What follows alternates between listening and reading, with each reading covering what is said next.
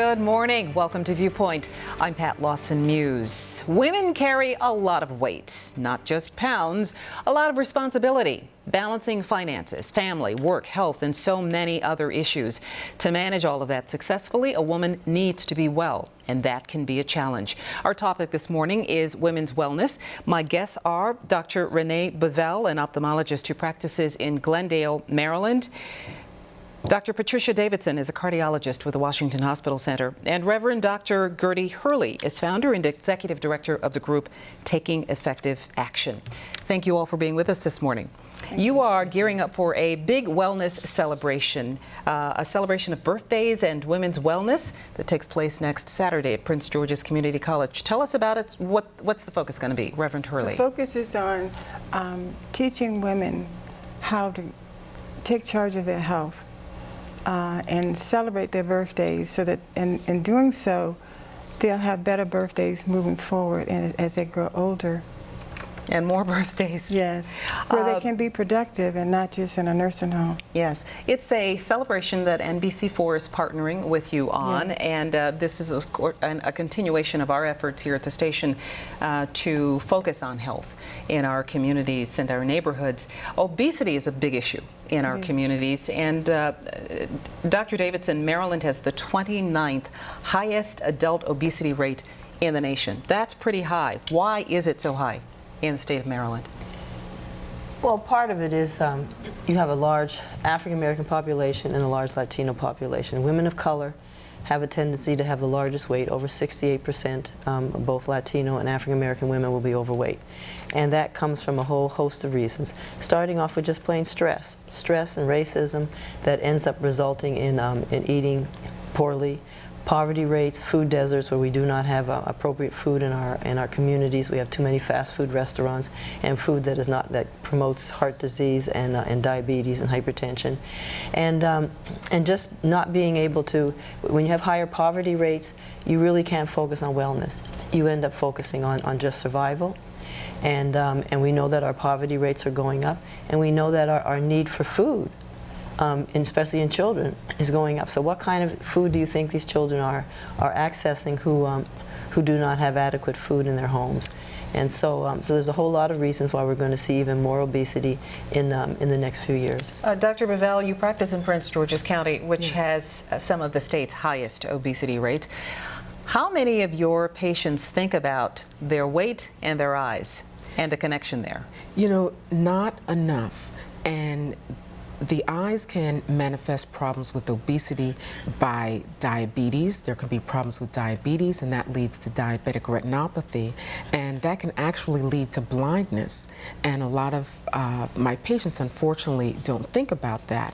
And what I try to get the patients to understand is that we can affect the change ourselves. You don't always have to wait for the doctor. And if you eat healthily, if you're able to, in spite of the food deserts that Dr. Davidson mentioned, if you can find a way and make that a priority, then you can affect change in your health. Reverend Hurley, Dr. Davidson touched on some of the reasons that obesity is such a big problem in Maryland and in Prince George's County. But, you know, there have been so many efforts, and there's been such a push to help people recognize that they need to eat healthier diets and exercise, get moving, and basically improve their lifestyles. Is there a certain level of denial that takes place in our communities, or are women really just too busy taking care of everybody else in their lives? Well, it's a combination of all of those. It's women actually are very busy, and their health for some reason is like they put it on the back burner, and they just feel like caretakers for just everything. Well, they are. Yes, but I mean, they feel like that's all they can do, and they don't have time to do exercise. They don't have time to eat healthy. They don't have time to just sit and be quiet, because many have come to me crying, thanking me for getting them on the track to look at their health, because they just want to take care of everyone else. Dr. Davidson, let's talk about heart disease, because heart disease is a sneaky disease, very deadly. The #1 cause of death in women? That's correct. Everyone in America, all ethnic groups. The symptoms, and the symptoms can be different and often are in women and in men. So let's just review those basics. Well, the number one symptom in both women and men is going to be chest discomfort. And people need to recognize that heart disease is not painful. So if you're looking for labor to hit you in the chest, you're going to end up staying home and having your heart attack complete itself and have significant damage to your heart. So the first thing is, it is not painful. It feels just like indigestion, and since your esophagus and stomach are right where the heart is, it feels just like your indigestion. You can also have shortness of breath and fatigue and some back discomfort, arm, neck, jaw discomfort as well. You may just have sweating. And fatigue is extremely significant because what you're dealing with is a slow clogging of your arteries that we call atherosclerosis, where the cholesterol plaque begins to build from the time you are in the fetal state if your mother has high cholesterol when she's carrying you. If not, then by the time you are 10, in this country, if you're eating the American diet, which is an atherosclerotic diet, it's a diet that leads us to heart disease and stroke. If you're eating the usual American diet, you're going to start having cholesterol plaque by the time you are 10 in your first decade. And that begins to grow over each decade. Now, fatigue is very critical. Estrogen, which is something that protects women, is a good thing for the artery wall, so it slows the production of the cholesterol plaque from forming for another decade or two. That's why men have their heart attacks around 50 and women have their heart attacks at 60 and 70. Unless they smoke or become diabetic, then all bets are off and they start having their heart attacks earlier. But it is a slow, very, very slow process that is not natural, and people think that they're supposed to die from heart attacks and strokes. The atherosclerotic, or the clogging of the arteries, is not natural. It is preventable, and it is also treatable, and it's reversible. So that fatigue is so critical, because if you like to shop for 5 hours at your favorite store when you were 20 and 30, and now you can't shop anymore because you're too tired and you're feeling out of sorts, you most likely have clogged arteries. We've got to take a break. We'll continue this talk about women's health right after this.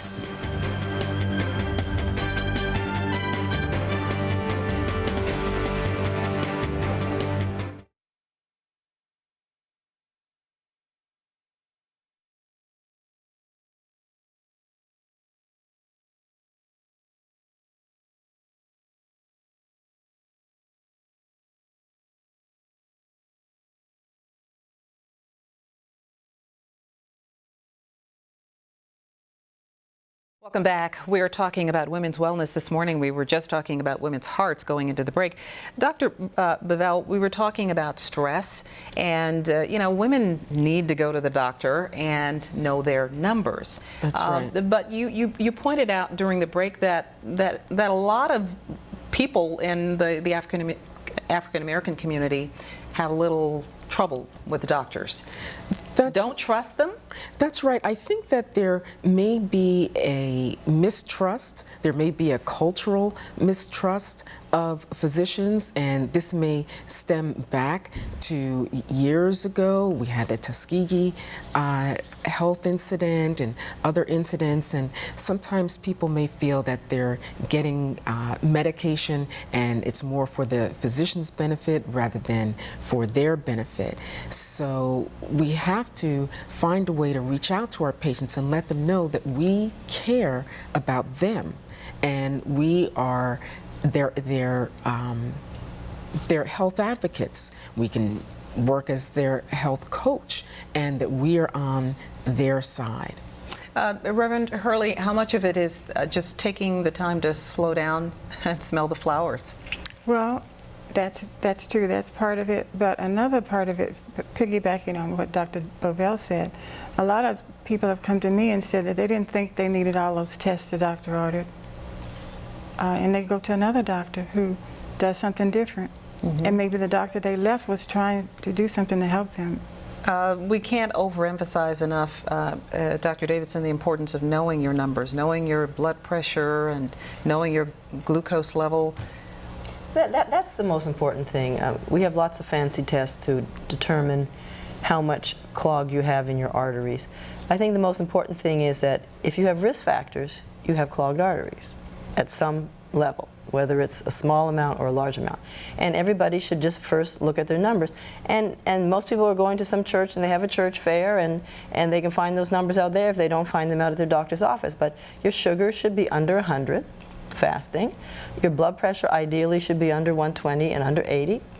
Your bad cholesterol should be well under 100, ideally under 70, because we know that you were born with an LDL of somewhere, that's the bad cholesterol, of somewhere around 30.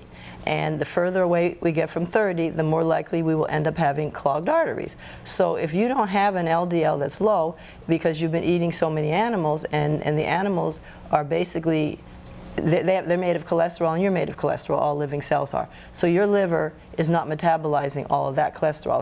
It has to metabolize your cholesterol. So the amount of animals that you dump onto your liver will determine whether your liver can handle it. So if you see an LDL of over 100, then your liver is screaming out for help and is on strike and is saying that I can't do your cholesterol and the other animals. So then you know you have clogged arteries. So you should be working to reduce your risk factors. If your body mass index is over 25, you're going to die from your weight. So you work to get that down. So if you don't like fancy tests, then work to get all of your risk factors in order. And you're saying eat less meat. Well, if your LDL is over 100, then your liver is on strike and cannot metabolize all your cholesterol. And most importantly, just exercising with walking 30 minutes a day, 7 days a week, is a 50% reduction in heart attack, stroke, and cancer. That's really easy to do. And there's just 3 things you need to do in life if you want to prevent 80% of the diseases that we acquire. Stay thin, walk, and don't smoke. And you will end up having 80% less of all the diseases that we have in this country. Can you just talk for a moment about how heart disease rates compare in Hispanic and Asian women? Oh, that's a perfect example. Asian women are the healthiest women in America. They don't smoke and they're thin. Whether they walk or not, I don't know, but at least they don't smoke and they're thin. And they have the least amount of cancer and heart disease in this country. And then Latino women are not homogeneous. Mexican American women who have been in this country the longest are overweight, over 68% overweight, and have all the same risk factors that African American women have. Puerto Rican and Cuban women tend to be a little bit healthier, so that you're going to have a population that mirrors that of African American women, and because of the obesity rate, you're going to have higher diabetes, higher hypertension, higher clogged arteries, higher cholesterol, and less exercise. So then you're going to have the highest rate of heart disease, and African American women have the highest death rate from heart disease, just like African American men, and a lot of that is lack of prevention and lack of treatment and diagnosis, because there's a tremendous both cultural bias within the medical profession, racial bias and gender bias that exists, so we end up being diagnosed less and prevented less. Okay, we're talking about the wellness celebration that's going to take place this coming Saturday. We're going to show you the website address, and we'll be back to talk more about your eyes. Stay with us.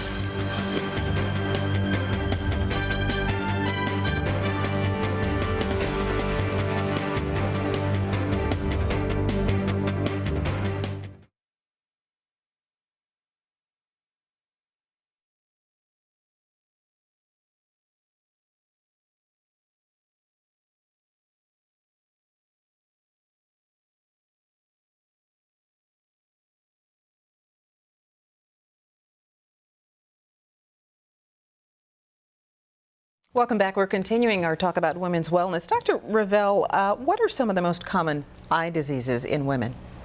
Well, in African American women, one of the most common diseases is glaucoma. Also, what's very common, unfortunately, is diabetic retinopathy, and that's definitely related to what we eat. We can also see heart disease can be manifested in the eye. And in the front of the eye, in the cornea, you can actually sometimes see what we call arcus. That's a white ring that forms around the outside of the eye, especially in younger people. If you have that, that can be a sign of high cholesterol. Can you look in the mirror at your eyes and figure out whether there's something if you get close, you may have to put on your reading glasses, but you see a white ring around your eye. If you have brown eyes like I do, you see a white ring around that. That's a sign that you should see your ophthalmologist and also see your primary care doctor and get your cholesterol checked. Let's get back to diet for just a moment and lifestyle. Reverend Hurley, you suggested during the break that maybe, finding a nutritionist would help a lot of people, but how many African Americans are going to go find a nutritionist? Not many, although a lot of health plans have nutritionists deductible. That your health insurance policy will pay for you to see a nutritionist, but they just won't do it. They won't go. Mm-hmm. And at the celebration on Saturday, I assume you'll have some cooking demonstrations. And Dr. Davison and one of her assistants will be doing a food demonstration. She did one last year. And then we also have a nutritionist there who will be showing the right portions to eat and all those things, and how much fat and sugar food has. So Dr. Davison, most people I know like what they like, and many associate healthy food with food that doesn't taste good. That's not true. No, it's not true, and chefs show us that all the time, how you can spice up food, but I think people need to decide whether what they're eating is worth dying for. We have food that keeps us alive, and we have food that kills us, and you have to make a decision that if what you put in your mouth is worth dying for, then go on and eat it. If you don't wish to have a disease, and food creates disease, and we know which foods create diseases, and you just need to eat the food in the form that doesn't create disease. Like, you do not have to eat the carbohydrate in the refined form in terms of all the nutrients taken out and making it white like the rice. You need to eat it in its complex form, in its more natural form, so you don't get rid of the vitamins and the minerals. So if you insist on eating something purely for taste, then you also have to accept the consequences, which will be disease and an earlier death and a bag full of medicine. A CDC study shows Americans' waistlines are expanding, and that women are gaining more inches around their waists than men. At the same time, obesity rates in the country have pretty much remained steady. How do you account for something like that? Well, as we reach menopause, we end up gaining most of our weight in our abdomen area, but that's very critical, and that's another number that you need to know. And the numbers are not the same. Women of color need to be thinner than women from European origin. So your waist size should be under 35 inches and 40 for men, but for African American women and other women of color, it should be 31.5, and for African American men and men of color, it should be 37, because we have noticed worldwide that women of color will have their diabetes and other diseases associated with a waist size that's over 31.5 as opposed to that of European women. So just measuring your waist will tell you, and fat around the organs in your body, especially the pancreas that produces the insulin, which regulates your sugar, will end up leading to diabetes. So that's another thing that you have to do. You have to start exercising, doing abdominal exercises, and you see the things that the trainers on TV show, what they call the ab exercises. That's another thing that will help significantly reduce disease. Reverend Gertie Hurley, a lot of churches have exercise programs and have started wellness programs. How important are they in helping to change the culture? They are very important, because a lot of Christians live in Prince George's County, and they have a lot of activities where they serve food, and it's not always healthy. So we're working with a lot of churches to help with that, and we have some churches who are actually participating in the event. Faith United Ministries in District Heights, Maryland, they're providing volunteers, and New Beginnings Community Church in Bowie, they're providing help to us as well to make sure the message gets out to everyone. All right, we'll continue to talk about that message in just a minute. Stay with us.